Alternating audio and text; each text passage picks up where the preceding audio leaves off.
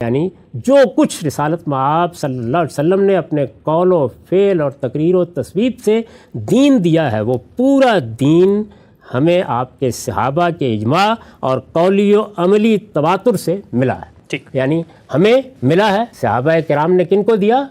تابعین کو، تابعین نے دیا آگے تبع تابعین کو، اسی طرح نسلاً بعد نسلاً یہ آگے منتقل ہو رہا ہے، اور پھر آگے ہم تک کیسے پہنچا ہے؟ اجماع سے۔ بسم اللہ الرحمن الرحیم۔ السلام علیکم۔ سنت کیا ہے اعتراض زیر بحث ہم سے بہت شکریہ آپ کے وقت کا۔ گزشتہ نشست کا خلاصہ یہی تھا کہ دین کی ہدایت اصلاً فطرت میں ودیت ہوئی ہے، اس کے بعد اللہ نے پیغمبروں کا سلسلہ جاری فرمایا، انہوں نے دین مکمل طور پہ انسانوں تک پہنچا دیا۔ سوال یہ تھا کہ ہم تک یہ دین کیسے پہنچا ہے۔ 3 اصطلاحات زیر بحث ہیں: علم العامہ، نقل الکافہ عن الکافہ، اور اجماع اور تواتر۔ اپنی کتاب میزان میں آپ نے پڑھ کے بتایا تھا اجماع اور تواتر عملی اور تواتر قولی یہ وہ ذرائع ہیں جن کے ذریعے سے پیغمبر کی ہدایت ہم تک پہنچتی ہے۔ اس سلسلے گفتگو میں سے جوڑنا چاہوں گا، پوچھنا چاہتا ہوں آپ سے، یہ بتائیے گا کہ یہ جو تینوں اصطلاحات ہیں کہ ہمارا علم بھی ان کو اسی طرح سے بیان کرتا ہے، اور ان اصطلاحات کے پیچھے جو ریزن ہے، جو لاجک ہے، وہ کیا ہے؟ میں نے جب یہ عبارت لکھی تھی تو یہ واقعہ ہے کہ میرے وہم و گمان میں بھی نہیں تھا کہ کبھی اس کے لیے بھی استدلال پیش کرنا پڑے گا۔ اچھا، علم کی دنیا میں یہ ایسی چیز ہے جیسے بدیہیات ہوتی ہیں۔ مسلمانوں کے علم کی ایک تاریخ ہے، اس میں احناف ہیں، شوافع ہیں، حنابلہ ہیں، مالکیہ ہیں، متکلمین ہیں، اسی طرح دوسرے بہت سے مکاتب فکر ہیں جو علم کی روایت کو آگے منتقل کر رہے ہیں۔ یہ چیز ان کے ہاں بالکل مسلمہ حیثیت رکھتی ہے۔ اچھا، لیکن موجودہ زمانے میں ہم یہ دیکھتے ہیں کہ بعض ایسے لوگ جنہوں نے کسی خاص مدرسہ فکر میں نشو و نما پائی ہے، وہ بعض اوقات اصول کی چیزوں سے بالکل بے خبر ہوتے ہیں۔ چنانچہ یہ ضروری ہوا ایک ایک کر کے میں آپ کے سامنے مسلمانوں کے علم کی تاریخ رکھ دوں، یعنی اس چیز کو، جو چیز اس وقت زیر بحث ہے۔ رسالت مآب صلی اللہ علیہ وسلم سے دین کا صدور ہوا ہے۔ میں اس سے پہلے عرض کر چکا کہ دین کیا ہے؟ ما صدر الرسول اللہ صلی اللہ علیہ وسلم من قول و فعل و تقریر، وہ صادر ہو گیا۔ اب جب وہ صادر ہوا ہے تو اس نے لوگوں تک پہنچنا ہے۔ کس طرح پہنچا؟ یعنی لوگوں نے اس کو رسالت مآب صلی اللہ علیہ وسلم سے کس طرح سے حاصل کیا اور پھر آگے کس طریقے سے منتقل کیا۔ ٹھیک، رسالت مآب صلی اللہ علیہ وسلم سے کس جماعت نے حاصل کیا؟ صحابہ کرام کی جماعت نے۔ صحابہ کرام کی جماعت نے اس کو کس طرح آگے منتقل کیا؟ اپنے اجماع اور تواتر سے۔ میں چاہتا ہوں کہ وہ جملہ آپ کے سامنے دوبارہ رکھ دوں تاکہ ربط کلام بالکل درست رہے۔ میں نے یہ لکھا ہے کہ یہی قانون و حکمت وہ دین حق ہے جسے اسلام سے تعبیر کیا جاتا ہے۔ قانون اور حکمت دین کے 2 بنیادی اجزاء ہیں، ان پر ہم گفتگو کر چکے ہیں۔ اس کے ماخذ کی، کس کے ماخذ کی؟ اسلام کے ماخذ کی تفصیل ہم اس طرح کرتے ہیں کہ رسول اللہ صلی اللہ علیہ وسلم سے یہ دین آپ کے صحابہ کے اجماع اور قولی و عملی تواتر سے منتقل ہوا، یعنی صحابہ کا اجماع اور قولی و عملی تواتر۔ ٹھیک، میں نے یہ عرض کیا تھا کہ یہ در حقیقت وہی چیز ہے جس کو بعض متقدمین علم العامہ کہتے ہیں۔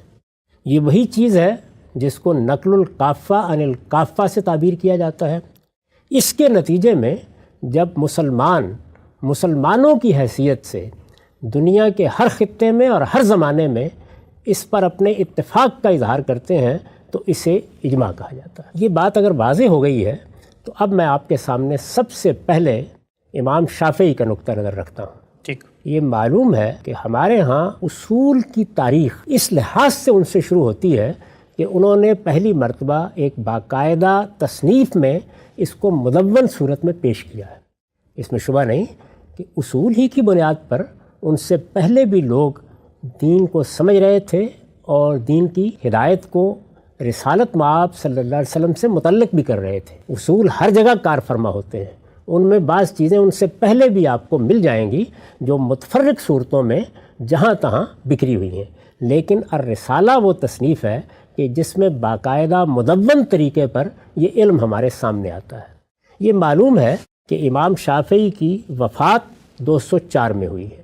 اس کا مطلب یہ ہے کہ یہ دوسری صدی ہے۔ یہی صدی ہے جس میں مسلمانوں کا علم تدوین کے مراحل سے گزرا ہے، ٹھیک، جس میں جو کچھ اس سے پہلے علم زبانی صورتوں میں منتقل ہو رہا تھا یا مختلف مجالس میں اہل علم اپنے تلامذہ کو پڑھا رہے تھے، سکھا رہے تھے، یہی دور ہے کہ جس میں اس نے باقاعدہ تصنیفات کی صورت اختیار کرنا شروع کی۔ الرسالہ آپ جانتے ہیں کہ اس علم میں کس درجے کی تصنیف ہے۔ اس میں انہوں نے ایک باب قائم کیا ہے، باب العلم، یعنی رسالت مآب صلی اللہ علیہ وسلم سے جو علم آگے منتقل ہوا ہے، دین کا علم آگے منتقل ہوا ہے، وہ کس طرح منتقل ہوا ہے؟ اسی سوال کا جواب تو ہم تک کیسے پہنچا؟ اسی سوال کا جواب وہ دے رہے ہیں۔ اس میں مقارنے کا طریقہ ہے، چنانچہ ان سے ایک پوچھنے والے نے یہ پوچھا ہے کہ مل علم، یہاں ظاہر ہے کہ وہ علم زیر بحث نہیں ہے جس میں بدیہی اور نظری کی تقسیم ہوتی ہے، یا جس میں علم کی قدامت یا اس کا حدوث زیر بحث آتا ہے، وہ الگ بحثیں ہیں۔ یہاں وہ علم زیر بحث ہے جو خبر کا علم ہے، یعنی رسالت مآب صلی اللہ علیہ وسلم سے ایک خبر، آسمان کی خبر، وحی کی خبر دنیا کو منتقل ہوئی ہے، یہی دین ہے۔ جب یہ منتقل ہوا ہے تو اس سے جو علم وجود میں آیا ہے وہ علم کیا ہے؟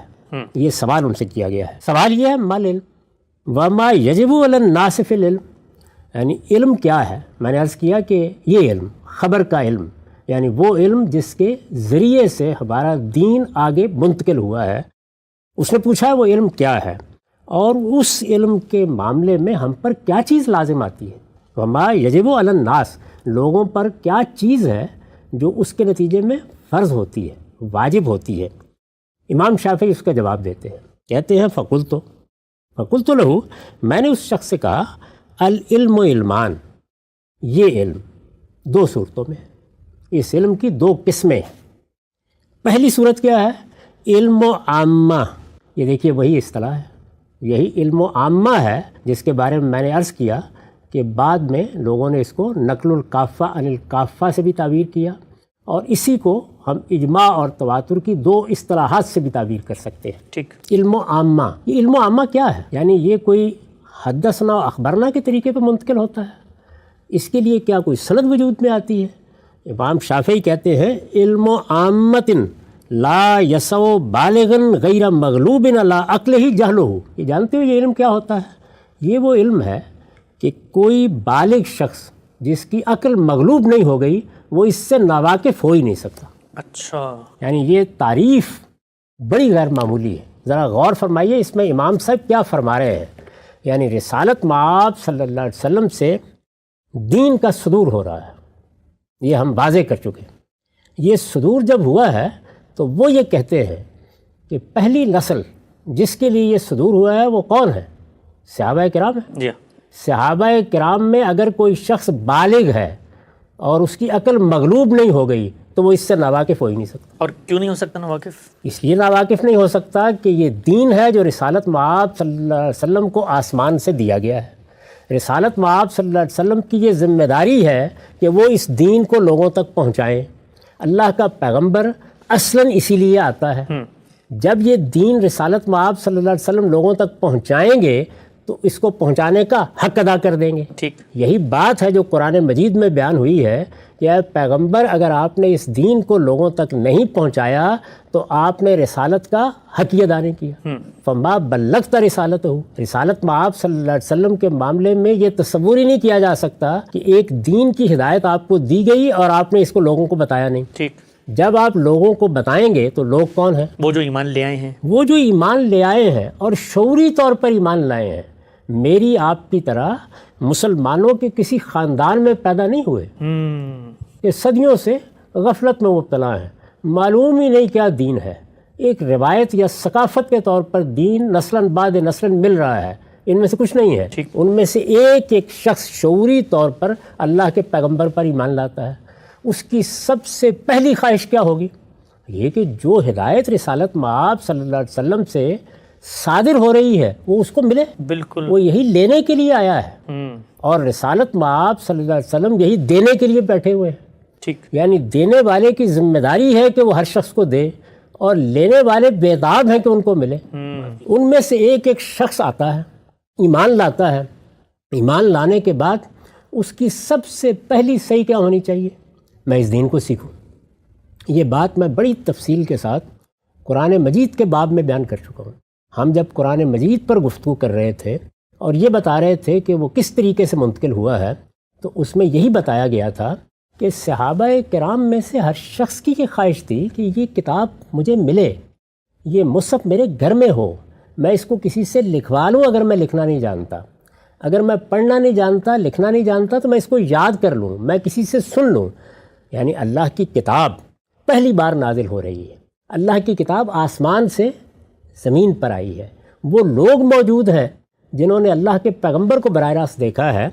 اس زمانے میں بھی مسلمان اس اللہ کی کتاب سے بے اعترائی نہیں برتتے، اس وقت کون برت سکتا ہے؟ ٹھیک، اس کو بیان کیا امام شافعی نے ان الفاظ میں کہ رسالت مآب صلی اللہ علیہ وسلم سے جب یہ دین صادر ہوگا تو یہ ہو ہی نہیں سکتا کہ کوئی شخص صحابہ کرام میں اس سے بے اعتنائی برتے، چنانچہ علم و عامہ وجود میں آ جائے گا، یعنی ایک علم وہ وجود میں آ جائے گا جو ہر شخص کا علم ہے، جس سے ہر شخص واقف ہے، جس کے لیے وہ اس کا انتظار نہیں کرے گا کہ فلاں اس کو بتائے یا فلاں اس کو اس کی اطلاع دے، وہ ایمان لاتا ہے تو اس کو سیکھتا ہے، اس کو جانتا ہے، اور اگر اس کو کسی سے اطلاع ملتی ہے تو رسالت مآب صلی اللہ علیہ وسلم کے پاس جاتا ہے، اس کو سمجھتا ہے۔ اس میں وہ ایک ایک چیز علم و عامہ بن جائے گی کہ جو ہر شخص سے متعلق ہے۔ ٹھیک، لیکن علم کی دو صورتیں ہوتی ہیں، ایک یہ کہ علم مجھ سے متعلق ہے، آپ سے نہیں ہے، کوئی چیز ہے جو میرا مسئلہ ہے آپ کا نہیں ہے، اور ایک وہ چیزیں ہیں کہ جو ہر شخص سے متعلق ہے۔ تو جو چیز ہر شخص سے متعلق ہے وہ یہی علم بنے گی، یہی بننی چاہیے۔ بالکل، یعنی یہ نہیں ہو سکتا، چند مثالیں لے لیجئے، جی، یہ نہیں ہو سکتا کہ رسالت مآب صلی اللہ علیہ وسلم نے دین کے ایک حکم کی حیثیت سے جو نماز انبیاء علیہ السلام کے دین میں رہی ہے وہ آگے جاری کر دی۔ رسالت مآب صلی اللہ علیہ وسلم نے جاری کر دی تو کیا آپ نے جاری کرنے کے بعد خود اس کا اہتمام نہیں کیا؟ آپ نے اہتمام کیا اور 5 وقت کیا، تو آپ پر ایمان لانے والے اس سے ناواقف رہ سکتے ہیں؟ تو پہلے دن ہی شروع کریں گے، پہلے دن شروع کریں گے، اور یہ ممکن کیسا ہے کہ ناواقف رہیں؟ یعنی جب وہ ایمان لائیں گے تو اگر وہ فجر کے بعد ایمان لائے ہیں تو ظہر کی نماز آ رہی ہے، اور ظہر کے وقت ایمان لائے ہیں تو عصر کی نماز آ رہی ہے، ٹھیک، تو انہیں ہر حال میں اس کا اہتمام کرنا ہے۔ اسی طرح تدفین ہو رہی ہے، مردے دنیا سے سپرد خاک کیے جا رہے ہیں، سوال یہ ہے کہ یہ معاملہ جہاں ہوگا وہاں پر کچھ روایات، کچھ رسوم ہوں گی، وہ رسالت مآب صلی اللہ علیہ وسلم کی موجودگی میں یا آپ کا حکم بن جائیں گی یا آپ کی تصویب بن جائیں گی۔ بالکل، اگر پہلے سے کوئی دینی روایت جاری ہے تو یا آپ اس کو روک دیں گے یا آپ اس کی تصویب کر دیں گے۔ اسی وجہ سے وہ 3 لفظ استعمال کیے جاتے ہیں، قول، فعل، تقریر و تصویب۔ اگر کچھ چیزوں کو کھانے پینے کے لیے حرام کیا گیا ہے تو سوال یہ ہے کہ کوئی مسلمان اس سے ناواقف کیسے رہ سکتا ہے؟ تو یہ سمجھیے کہ کیا کہا ہے، یعنی امام شافعی کے ان الفاظ کو پڑھنے کے بعد کوئی شخص یہ تصور بھی نہیں کر سکتا کہ یہ اب کوئی حدثنا اخبرنا قسم کی چیز ہے۔ وہ کہتے ہیں کوئی شخص جو صحابہ کرام میں عاقل تھا، بالغ تھا، وہ اس سے ناواقف نہیں ہو سکتا۔ اور صرف یہی نہیں کہہ رہے، اس کے بعد صحابہ کرام نے اگلی نسل کو منتقل کیا ہے اور اس اگلی نسل نے آگے منتقل کیا ہے۔ امام شافعی خیر القرون کے کم و بیش اختتام پر ہے، یعنی اس میں صحابہ، تابعین، تبع تابعین کا دور ہے جس کو وہ دیکھ رہے ہیں، اس سارے دور میں وہ اس علم و عامہ کی تعریف یہ کر رہے ہیں کہ کوئی شخص جو عاقل اور بالغ ہے وہ اس سے ناواقف نہیں ہو سکتا۔ بالکل ٹھیک ہو گیا۔ تو یہ بات بہت اچھی طرح سمجھ لیجئے کہ اس میں کسی دوسری رائے کی کوئی گنجائش ہی نہیں ہے، اس کو خود امام شافعی آگے واضح کریں گے، لیکن پہلے اس جملے کو جس میں انہوں نے علم و عامہ کا تعارف کرایا ہے سمجھ لیجئے۔ علم و عامتن، یہ عامہ کا علم ہے، یہ کسی ایک راوی کا علم نہیں ہے، یہ 2 راویوں کا علم نہیں ہے، یہ کسی حدثنا اخبرنا کہنے والے کا علم نہیں ہے، یہ صحابہ کرام میں ایک ایک شخص کا علم ہے، اور یہ وہ علم ہے کہ لا یسو بالغن غیر مغلوب علی عقلہ جہلہ، کہ کوئی شخص اگر بالغ مسلمان تھا اور اس کی عقل مغلوب نہیں ہو گئی، یعنی ذہنی توازن بگڑ گیا ہے، عاقل ہی نہیں ہے، تو یہ ہو سکتا ہے کہ پھر وہ اس سے واقف نہ ہو، ورنہ یہ ہو کیسے سکتا ہے کہ وہ اس علم سے جو ہر شخص کو دیا گیا ہے ناواقف رہ جائے اور زمانہ رسالت میں ناواقف رہ جائے۔ اور امام شافعی یہ جملہ جب لکھ رہے ہیں تو اس کا مطلب ہے کہ تابعین کے زمانے میں ناواقف رہ جائے یا تبع تابعین کے زمانے میں ناواقف رہ جائے، یہ ہو ہی نہیں سکتا۔ اس کے بعد سائل ان سے پوچھتا ہے تو مثل ماذا، ذرا اس کی مثالیں دیجئے۔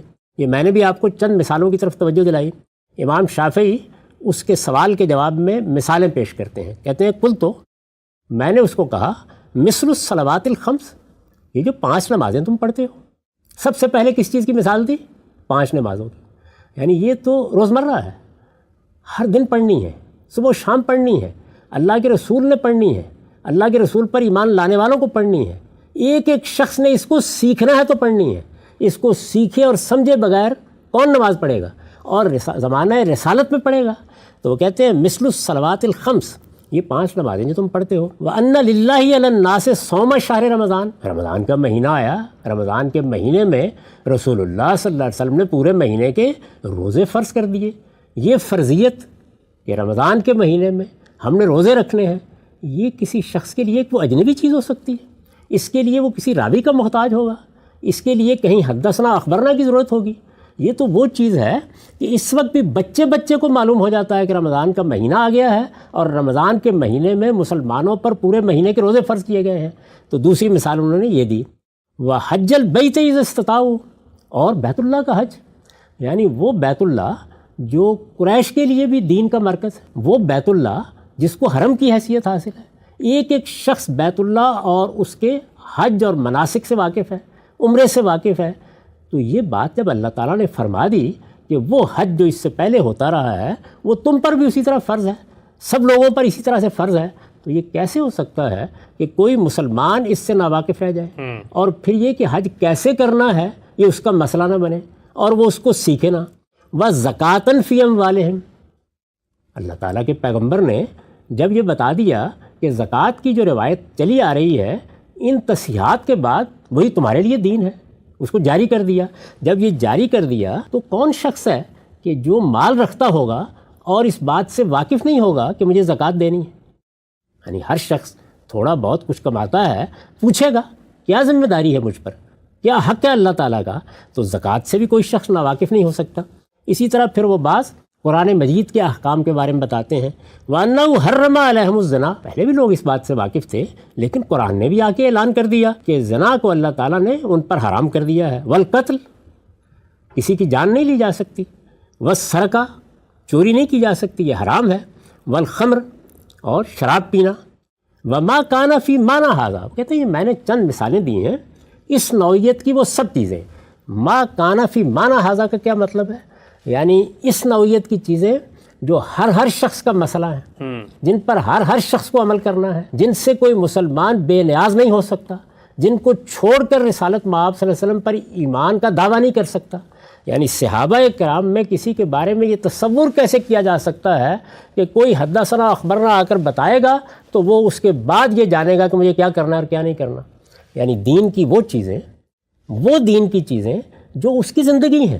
حج اس نے کرنا ہے، عمرہ اس نے کرنا ہے، زکوٰۃ اس نے دینی ہے، اس نے نماز کا اہتمام کرنا ہے۔ تو وہ کہتے ہیں کہ وَمَا كَانَ فِي مَانَا هَذَا، یعنی اگر کوئی چیز مجھ سے متعلق ہے، آپ سے متعلق نہیں ہے، آپ سے متعلق ہے، مجھ سے متعلق نہیں ہے، زید سے ہے، بکر سے نہیں ہے، وہ چیزیں تو ہو سکتا ہے کہ لوگوں کے لیے کوئی مسئلہ نہ بنے، لیکن مَا كَانَ فِي مَانَا هَذَا، وہ چیزیں جو اس نوعیت کی ہیں۔ کون سی چیزیں؟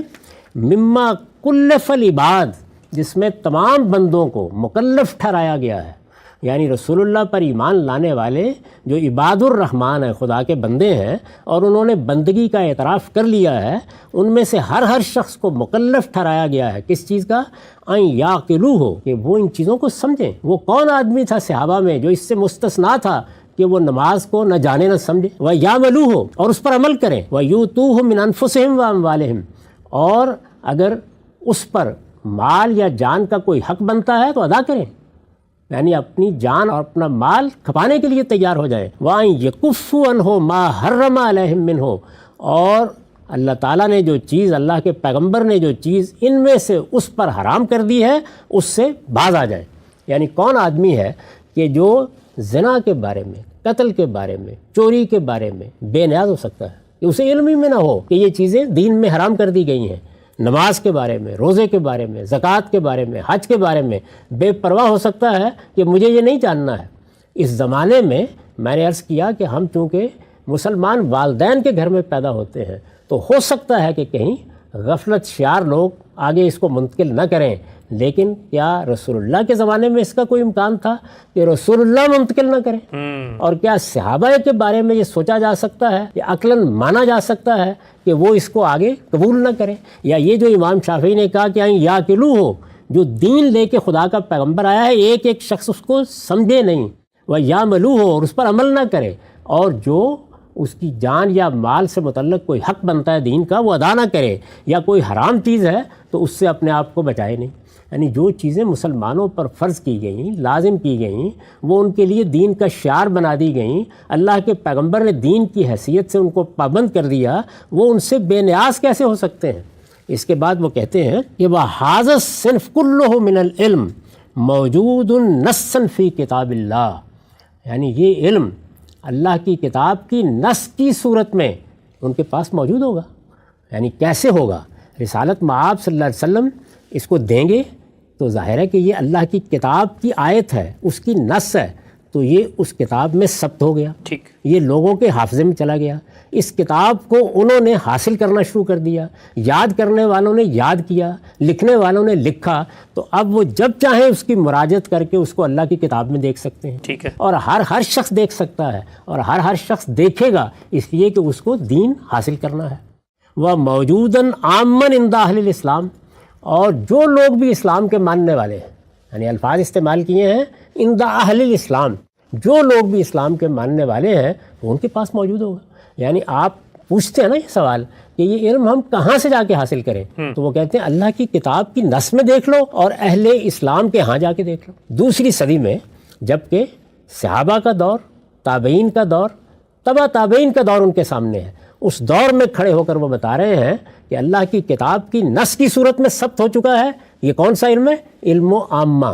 دیکھیے انہوں نے کیا الفاظ استعمال کیے ہیں، وَهَذَا الصِّنْفُ كُلُّهُ مِنَ الْعِلْمِ، یعنی یہ جو علم ہے اس کی یہ صنف، یہ پوری کی پوری، یہ نہیں کہ اس کا ایک حصہ، یہ پوری کی پوری یہ موجود ہوگی نصًا فی کتاب اللہ، اللہ کی کتاب میں نص کے طور پر، وہ موجوداً عاماً عند اہل الاسلام۔ اچھا اب مزید آگے دیکھیے، کوئی کسر انہوں نے چھوڑی، کہتے ہیں ینقلہ عوامہم امم مضی من عوامہم، یہ خیال نہ کرنا کہ کوئی ایک راوی اس کو منتقل کرے گا، 2 کریں گے، 4 کریں گے، اور اس کے بعد ایک جماعت پیدا ہوگی اہل علم کی، وہ ان کی عدالت دیکھے گی اور یہ طے کرے گی کہ ان میں سے کس کی روایت قبول کرنی ہے اور کس کی نہیں کرنی، اور ان میں سے کوئی روایت موضوع ہوگی اور کوئی روایت موزل ہوگی اور کوئی روایت ضعیف ہوگی۔ اس علم کو، یہ علم و عامہ، اس کو مسلمانوں کے عوام منتقل کریں گے۔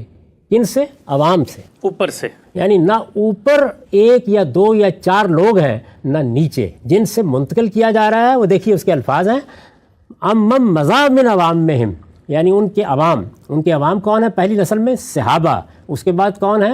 تابعین، اس کے بعد کون ہے؟ تبع تابعین۔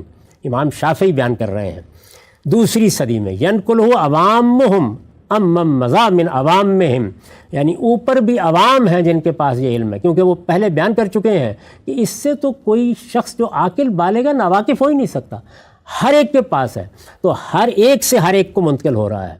اور اس کے بعد کہتے ہیں یحقونہ عن رسول اللہ، یہ ذہن میں رکھیں کہ اس میں ان کے اپنے کسی اجتہاد، ان کے اپنے فہم، ان کے اپنے کسی نقطہ نظر کے داخل ہونے کا کوئی امکان نہیں ہے، اس کو وہ رسول اللہ سے آگے منتقل کر رہے ہیں، یعنی جو کچھ وہ منتقل کریں اس کی نسبت رسول اللہ کی طرف ہے۔ یعنی ما صدر عن رسول اللہ صلی اللہ علیہ وسلم، یہ وہ علم ہے جو صادر کہاں سے ہوا ہے؟ رسول اللہ صلی اللہ علیہ وسلم سے۔ اس کو حکایت کیا جا رہا ہے، آگے بیان کیا جا رہا ہے رسالت مآب صلی اللہ علیہ وسلم سے براہ راست، کسی اور سند کے ذریعے نہیں۔ کون منتقل کر رہے ہیں؟ عوام، یعنی صحابہ کے عوام، ہر عاقل و بالغ صحابی منتقل کر رہا ہے۔ کس طرح آگے منتقل کر رہے ہیں؟ اگلی نسل کے عوام کے ذریعے سے۔ پھر سنیے اس بات کو، ینقلہ عوامہم، یعنی اس کو منتقل کریں گے ان کے عوام، امم مضی من عوامہم، اوپر بھی عوام سے، یحقونہ عن رسول اللہ، وہ اس کو اللہ کے رسول سے حکایت کرتے ہیں، ولا یتنازعون فی حکایتہ ولا وجوبہ علیہم، یہ علم ان کے لیے ضروری ہے، ان میں سے ہر شخص کے لیے ضروری ہے اس میں، اور رسول اللہ سے اس کی حکایت میں کسی اختلاف کی بھی کوئی گنجائش نہیں۔ یعنی یہ کوئی اختیاری عمل نہیں ہے کہ کر لے تو کر لے، نہ کرے تو نہ کرے۔ یہ ہر شخص کو سیکھنا تھا، ہر شخص کو جاننا تھا، ہر شخص تک پہنچنا تھا، ہر شخص کو پہنچانا تھا۔ یہ وہ علم ہے جس میں کسی اختلاف کا کوئی سوال نہیں، اس میں یہ بحث نہیں ہو سکتی کہ سند درست ہے یا نہیں، دینے والا کون ہے، سمجھا ہے یا نہیں سمجھا۔ یہ تو اصل میں پوری کی پوری جماعت صحابہ کا علم ہے، یعنی اوپر رسالت مآب صلی اللہ علیہ وسلم کی ذات والا صفات ہے، اور اس کے بعد آگے کون ہے؟ صحابہ کرام ایک نہیں دو نہیں پوری جماعت صحابہ کی، خواص نہیں صرف ان کے عوام، ہر شخص یعنی صرف سیدنا صدیق اور سیدنا فاروق نہیں منتقل کر رہے، یا چند صحابہ نہیں ہیں، یہ ابو ہریرہ کی روایت نہیں ہے، یہ سارے صحابہ کی روایت ہے۔ اس میں عام و خاص، عامی و عارف سب برابر ہیں، اور اس میں کسی اختلاف کا کوئی سوال ولا یتنازعون فی حکایتہ، یعنی کوئی اختلاف اس میں ہو ہی نہیں سکتا۔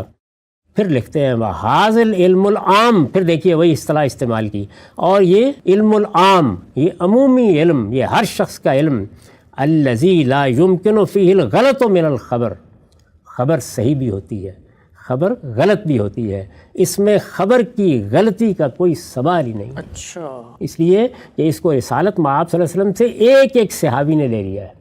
اب امام صاحب کو یہاں یہ کہنے کی ضرورت نہیں ہے، اس لیے کہ یہ چیز پس منظر میں موجود ہے کہ صحابہ کی یہ جماعت دو چار لوگ نہیں ہیں، یہ کوہ زیتون پر کھڑے ہوئے چند ہواری نہیں ہیں، یہ ہزاروں کی تعداد میں ہیں، انہوں نے آگے لاکھوں کو منتقل کر دیا ہے۔